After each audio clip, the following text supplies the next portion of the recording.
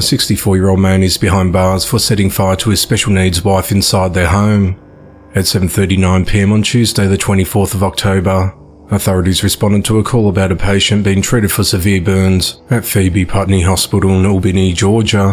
When officers arrived, they learnt that emergency medical personnel had picked up 67-year-old Amanda Jenkins earlier that day from her residence in the 400 block of Bobbitt Drive. Medics said Amanda was unresponsive and suffered burns to about 25% of her lower body. Police then responded to the victim's home and made contact with her husband, 64-year-old Henry Hardwick. When questioned by police, he said he was rubbing alcohol on his wife because she was in a great deal of pain from a condition of multiple sclerosis 2 days earlier. While applying the alcohol to his wife's skin, he lit a cigarette too close to her, causing her body to catch fire. Instead of seeking immediate help, Henry told police he panicked and was too scared to call for help. He said he waited 2 days before calling Amanda's daughter, who came to their home and saw that her mother was in dire need of medical attention and called 911. Due to the severity of her injuries, she was taken to the Augusta Burn Unit for specialised treatment. On Wednesday the 25th of October, Henry was arrested and charged with aggravated assault and is held at the Doherty County Jail without bond. Authorities said that further charges are expected. This isn't Henry's first run-in with the law. In April, he was charged with simple battery, domestic trespass, and obstructing or hindering persons making an emergency telephone call. He was released on bond on the 12th of April on the condition that he stay away from Amanda Jenkins, who was a victim. On the 5th of May, he pleaded guilty to all 3 charges. However, it's unclear what penalties he faced. The investigation into the matter continues. On Thursday the 26th of October 2023, 23-year-old Daniel Gunnison was sentenced to 27 years to life in prison for killing his 21-year-old girlfriend Catherine Pham with an ice axe. On the 30th of August 2023, he was found guilty of first-degree murder with the use of a deadly weapon and abuse of a corpse. At 10:58 a.m. on the 18th of May 2021, authorities responded to the 900 block of Skylark Avenue in Ridgecrest, California, and found Catherine with trauma to her body. Officials pronounced her dead at the scene, and Daniel was consequently arrested. Authorities said that Daniel and Catherine were in a relationship for about a month prior to the killing. On the 17th of May 2021, Daniel displayed animosity towards Catherine and expressed what his friends believed to be suicidal behaviour. Daniel reversed his car into a wall outside Catherine's apartment building multiple times because he was angry she did not reciprocate his feelings. One friend recalled an incident where Daniel drove erratically at high speeds while Catherine was on the phone not paying attention to him. On the 18th of May 2021, he went to his stepfather's house and spoke about his failing relationship with Catherine. He called Catherine, expressing remorse and apologised for his behaviour. He then asked to meet up with her. He then picked her up at her apartment and drove back to his stepfather's home. When they got to the house, they both went into an RV garage. Painters working at the stepfather's house heard Catherine screaming, followed by sounds of things being moved around. The painters went into the garage about an hour later and discovered Daniel with blood all over his body and Catherine deceased on the mattress topper. She was partially naked, with her chest and midsection exposed. The painters went to the stepfather for help and called 911. Investigators determined that Daniel put on gloves, then attacked Catherine with a 24-inch axe 10 times, hitting her in the head, neck and face. After she died, Daniel repositioned Catherine's body, removed some of her clothes and proceeded to make sexual contact with her remains. Her father, Tom Pham, said at the time, "Our only consolation would be for justice to be served so Katie could rest easy, and Ridgecrest as a community could rest easy with her." On Friday the 27th of October 2023, 43-year-old Candace Jones was found guilty of murder in her role of killing 20-year-old Michael Armendariz in 2018. She was also found guilty of armed robbery with a firearm. Candace is one of 3 suspects arrested and charged in connection to the murder. On the 29th of September 2023, her son and co-defendant 27-year-old Ernest Collins was convicted of murder and armed robbery with a firearm. The 3rd suspect, Ernest's girlfriend, 26-year-old Cassandra Green, entered an agreed guilty plea to 1 count of armed robbery with a firearm on the 19th of August 2022 in exchange for her cooperation and testimony. On the 18th of January 2018, authorities responded to an apartment along the 100 block of South Whispering Hills Drive in Naperville, Illinois after Michael was reported missing. He was last seen 4 days earlier at around 9:30 p.m. Authorities discovered that Candace had plotted a scheme with the 2 other suspects to rob the victim with a gun after she saw social media posts in which Michael posed with cash and drugs. At 9:11 PM on the 14th of January 2018, Michael received a Snapchat message from Cassandra. The two had been friends for 10 years.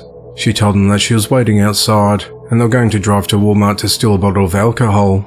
After receiving that message, Michael left his apartment and got into the front passenger side of a black 1999 Ford Explorer SUV driven by Cassandra. Several minutes later, Ernest came out of hiding under a blanket in the back of the vehicle and fatally shot Michael twice in the back of the head. They covered Michael's body with a blanket and drove to Candace's home in the 6800 block of South Artesian Avenue in the Market Park neighborhood of Chicago. They took Michael's body out of the car, went through his pockets taking his wallet, vape pen, keys and phone. They then stuffed Michael's body into a blue recycling bin in Candace's garage. They then used Michael's keys to burglarise his apartment the next day. The recycling bin was later moved to a garage of a vacant house next door, where Michael's decomposing body was later found. Within weeks of the murder, all three suspects were taken into custody after detectives found Michael's blood inside the Ford Explorer, and remnants of Michael's belongings were discovered in a fire pit in Candace's backyard. Candace is due in court on the 18th of December and faces up to 75 years in prison. Ernest will return to court on the 29th of November and faces up to life in prison. Cassandra is due in court on the 13th of November and will be sentenced to 21 years behind bars as part of a plea deal. Authorities are searching for those responsible for fatally shooting 46-year-old Legius Minder Sr. At 11:16 PM on Thursday the 26th of October, authorities responded to Chubby's convenience store at 154 West St. Joseph Street in eastern Pennsylvania on reports of a shooting. When officers arrived, they found Legius in the vehicle of the store's parking lot suffering from a gunshot wound.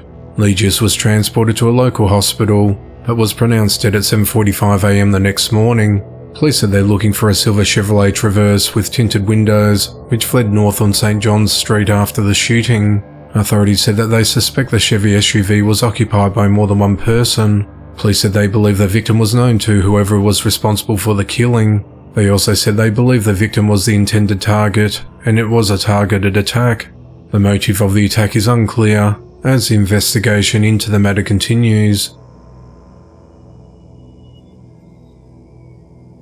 A 38-year-old man who's serving prison time for the sexual exploitation of a young girl faces 15 years to life in prison for killing his 11-year-old son in 2020. On Thursday the 26th of October 2023, Jordan Piper pleaded guilty to second-degree murder of Roman Lopez. On the 11th of January 2020, Roman's stepmother Lindsay Piper reported the boy missing from the home at 2892 Coloma Street in Placerville, California, where he and his family had lived for a little over 2 months. Roman lived with his father and stepmother, along with 7 other children aged 1 to 17 years old. Within hours of Roman being reported missing, Placerville police found his remains inside a storage bin in the basement of his home. An autopsy report shows that the boy had no obvious trauma, but he was severely malnourished and dehydrated at the time of his death. Investigators retrieved medical records for Roman and learned he weighed 61 pounds when he was 9 years old. The El Dorado County Sheriff's Office coroner determined that Roman had not been to a doctor in 2 years since that appointment. Authorities said that Roman suffered physical abuse for years and had been restrained by being tied and zip-tied to his bed at night. Investigators noted that the family often moved, which added to the complexity of the case. El Dorado County District Attorney Vern Pearson said in a statement, "It's absolutely horrific and incomprehensible the way Roman was tortured, abused and murdered by his own father." He said that although I recognise it would never seem like enough prison time for any parent to kill their child, today I believe we secured some measure of justice for Roman Lopez. Jordan and Lindsay were initially charged with multiple criminal counts, including child abuse, poisoning and torture. On the 8th of July 2022, Lindsay was convicted of second-degree murder and was sentenced to 15 years to life in prison. Jordan's sentencing is scheduled for Tuesday the 21st of November. He is currently serving a 15-year federal prison term for the sexual exploitation of a child unrelated to Roman's death. A 22-year-old man is behind bars for fatally shooting a high school student. At 2:45 PM on Monday the 23rd of October, authorities responded to a gravel parking lot near Moore Square in Raleigh, North Carolina on reports of a shooting. When officers arrived at the scene, they found 15-year-old Shamar Leverett in a critical condition suffering from a gunshot wound to his chest and he was rushed to a local hospital. Police arrested Steve Mark Stanley on initial charges of assault with a dangerous weapon with intent to kill, inflicting serious injury and possession of a firearm by a felon. On Sunday the 29th of October, Shamar passed away in hospital after one of his lungs was removed and the other lung stopped working.